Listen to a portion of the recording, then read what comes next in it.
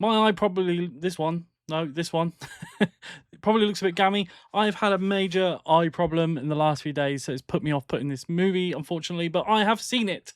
I have seen The Odyssey, and oh my god, we need to talk about it.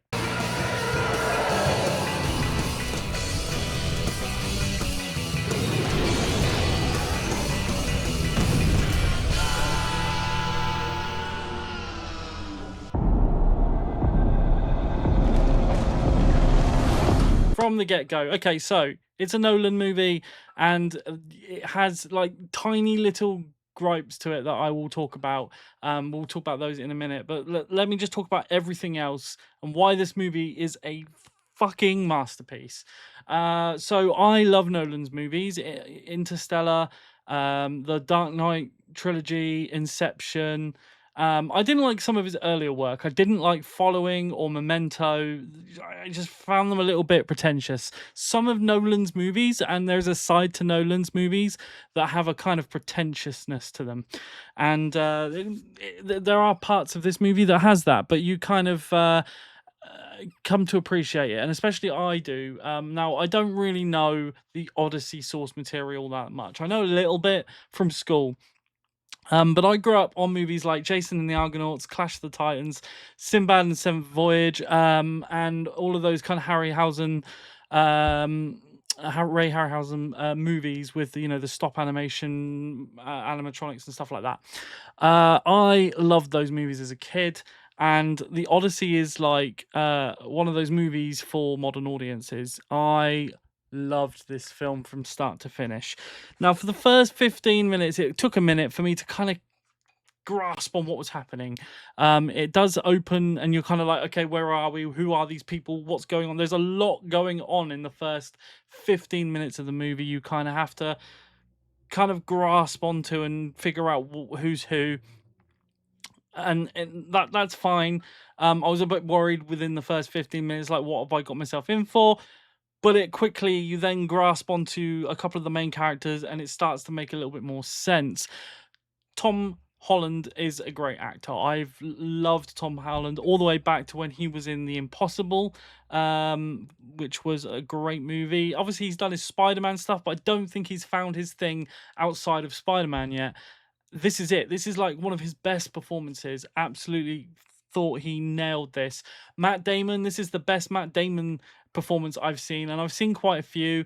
I've never been massive on Matt Damon. This has changed that. I think this is a great performance from him.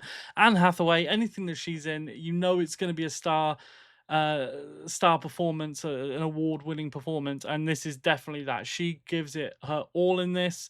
Every scene she's in demands your entire attention, and she is just got so much chemistry with Matt Damon and Tom Holland. Then we have so many other people in this movie, like John Berthenol is great in the movie. There's a lot of noise over this movie online, and I don't understand what people have a problem with. Okay, so let's break that down a little bit. So people are saying that there's problems with the source material and adapting it and changing things.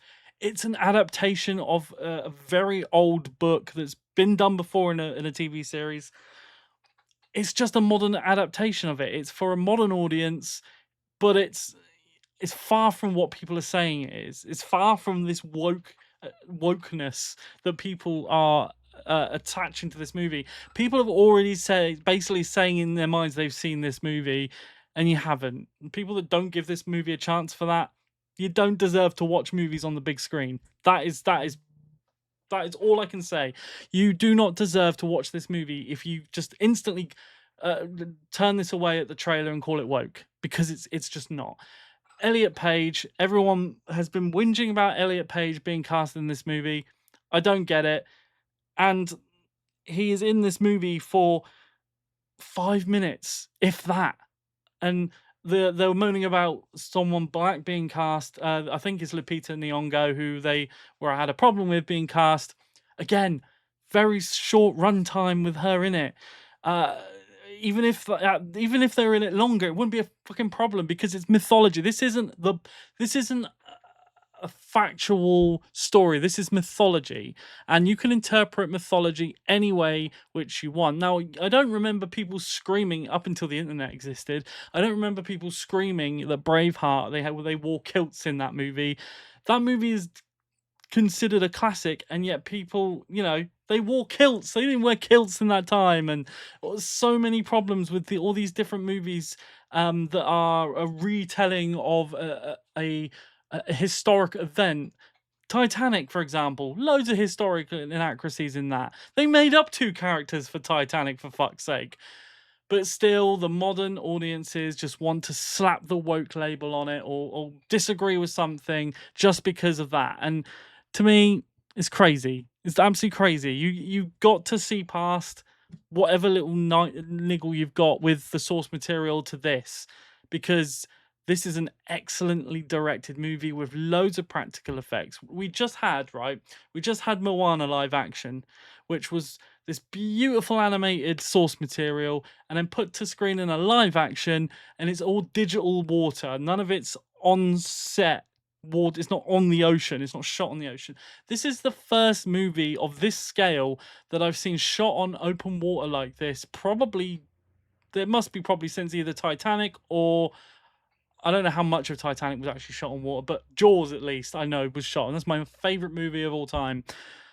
The Odyssey's oceanic moments are incredible to look at. All the different little side quests that they have to go on for survival, with all these creatures and enemies and just things that happen along their way back home, is absolutely stunning. I absolutely adore this movie. Now, there is a little nitpicks here and there, like the movie's too dark at some points. That's a Nolan thing, and we've seen that before. And I kind of give that a pass because it worked. We were in this cave environment, and the sound design in that cave when they were shouting and coming up with this plot to escape what we see in the trailer, by the way, Cyclops. So no spoilers here. And you could easily say, I could easily say more about the movie, but I don't want to spoil it.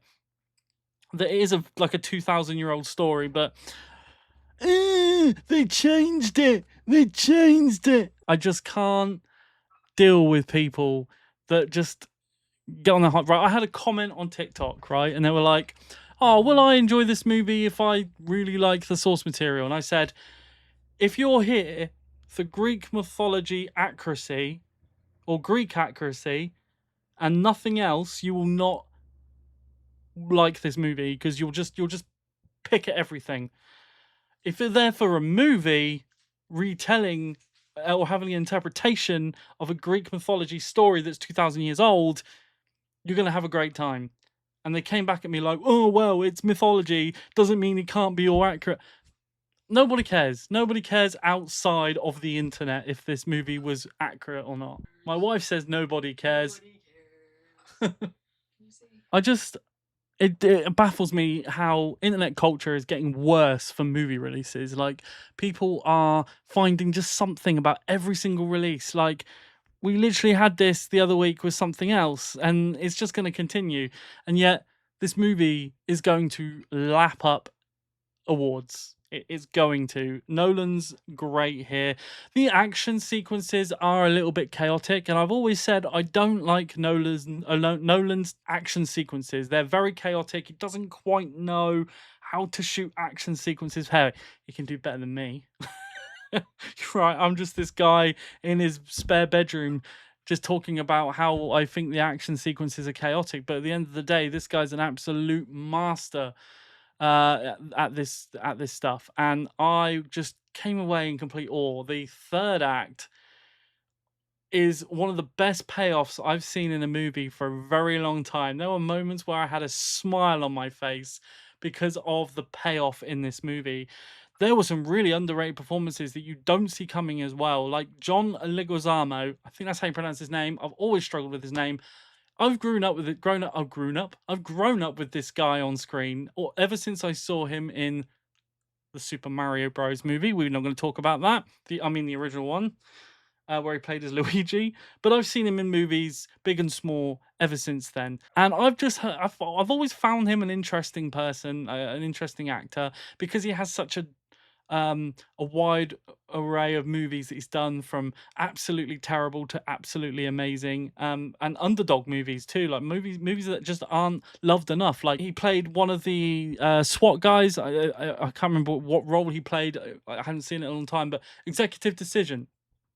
Great movie that is. But he's played in Collateral Damage with Arnold Schwarzenegger. He was in The Happening. So, like, he's just done so many different movies. I've always liked his acting. I don't know what it is about it. Oh, John Wick as well. He's great in John Wick. But yeah, his performances was great in that. Um, Robert Pattinson was absolutely awesome in it, and I hated him. And when you are able to get such a likable actor like Robert Pattinson and get him to play a role where you actually just hate him so much, that's good work. And I think they did a great job there. He's an absolute asshole in this movie. Also, if you don't like seeing dogs hurt in movies, just a warning before you go into it. There's a couple of scenes that made me so angry because I'm an animal person, not just a dog person. I'm an animal person in general. Yeah, and there's another scene with a oh my god, there's a crazy scene where how can I even say this? Cersei, the Cersei sequence, or set of sequences. Oh my god, Nolan, please do a horror movie.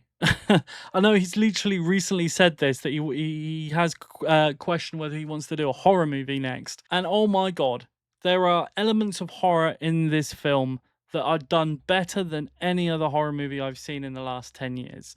There are moments in this that are genuinely terrifying, and a massive applause to who played Cersei in this movie. So Samantha Morton, who plays Alpha in The Walking Dead. The Walking Dead is one of my favorite TV shows of all time, and I didn't know she was in this. So Samantha Morton plays Cersei in this, and oh my god, what a performance! Now, I loved her in Walking Dead. I thought she was absolutely brilliant as Alpha, and she brings a lot of elements of that character to this role. You just got to see this film. It's just absolutely stunning. I didn't expect to come away with it being one of my favorite movies of all time. It really is. I absolutely, I'm just stunned by this movie. Now, where it sits on my ranking of Nolan movies, I've already said it's one of my favorite movies of all time already. And so obviously with Nolan's ranking, it's number one for me in comparison to all the other movies I've seen of his. I think I've pretty much seen everything that he's done. And just if you want to follow my letterbox, by the way, guys, link in the description. This is my Nolan ranked list from my letterbox account. So yeah, following was was fine. Memento's fine. The Prestige is fine. I mean, people love those movies more than I do. They didn't connect with me. Tenet was the same. Oppenheimer, I thought was okay. I mean, I'm not massive on that story. It's just, I don't know, just didn't really click with me. But from Insomnia upwards on his list for me, here is other great movies.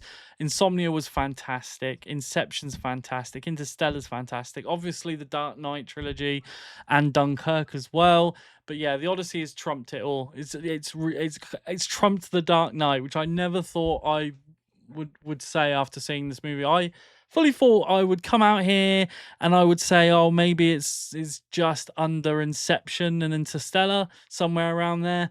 Didn't fully expect it to be number one. It's blown my mind how good that damn movie is. And go and watch it, guys. Honestly, as you know, if you're new to my channel, I don't do like fully edited, structured reviews anymore.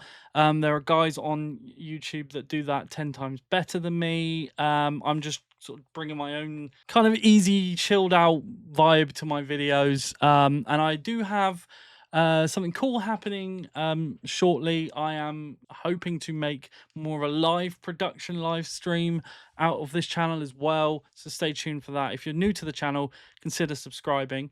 But if you are not new to my channel, I've done a couple of videos in this format now, and it's more just a guy that loves movies talking about movies, rather than this kind of structured, factual thing that you can just go onto Wikipedia or ChatGPT or go to, like, you know, the greats on YouTube like Chris Stuckman, Jeremy Jahns, and Sean Chandler, and those guys. Like, they do these structured reviews and stuff that just, they're there. Like, you don't need to see that any more than that. So I just like to talk my own thoughts and do it very loosely, and kind of, it's more like, you know, you go and chatting over the water cooler at work, you know, about the movie you just saw at the weekend. That's the kind of vibe I wanted to bring to this channel. But oh, I'm actually reeling after this movie. I can't believe that that some of the practical effects were as good as they actually were. There's the whirlpool that you kind of get a glimpse of the trailers. Apparently there was a whole practicality around that. I can't wait to see the making of this movie.